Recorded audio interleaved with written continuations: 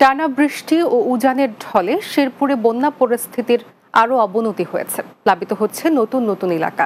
বন্যা ছড়িয়েছে 5 উপজেলায়। এ পর্যন্ত 7 জনের মৃত্যুর খবর পাওয়া গেছে। এদিকে ময়মনসিংহ ও নেত্রকোনায় নদ নদীর পানি বেড়ে অনেক নির্মাঞ্চল প্লাবিত। ক্ষতিগ্রস্ত হয়েছে ফসলের মাঠ ও বসতবাড়ি। প্রতিনিধিদের পাঠানো প্রতিবেদন জানাবেন সুরাইয়া সীমা। শেরপুরের সার্বিক বন্যা পরিস্থিতির আরও অবনতি হয়েছে গত একদিনে। ঝিনাইগাতি, নালিতাবাড়ি ও শ্রীবরদীর উজানের ঢলে প্লাবিত হওয়ার পরে নতুন করে তালিকায় যুক্ত হয়েছে সদর ও নকলা উপজেলা। এতে পানিবন্দী হয়ে পড়েছে অন্তত 2 লক্ষ মানুষ।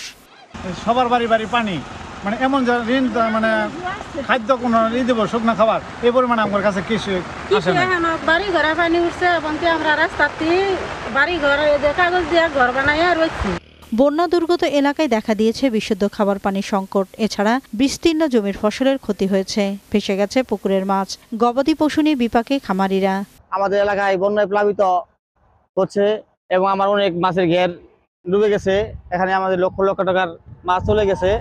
কোনো খাবার নাই, আমাদের খাবার নাই। শুকনা খাবার ওই যে মুড়ি মারি 10টা মুড়ি কিনে বিস্কুট বাস্কুট নিয়ে খাওয়াতেছি। ক্ষতিগ্রস্তদের সহায়তায় বিভিন্ন স্বেচ্ছাসেবী ও প্রশাসনের পক্ষ থেকে ত্রাণ সহায়তা দেওয়া হয়। আমরা চেষ্টা করছি প্রত্যেকটা মানুষের দৌড়ে যাওয়ার জন্য। বাংলাদেশ সেনাবাহিনী, তারপরে আমাদের ফায়ার সার্ভিস, তারাও কাজ করছে উদ্ধারে, রেস্কিউ বোট নিয়ে কাজ করছে। আশা করি বৃষ্টি যদি না হয়, আমরা আশা করি দুর্যোগ কাটিয়ে উঠতে পারবো তাড়াতাড়ি।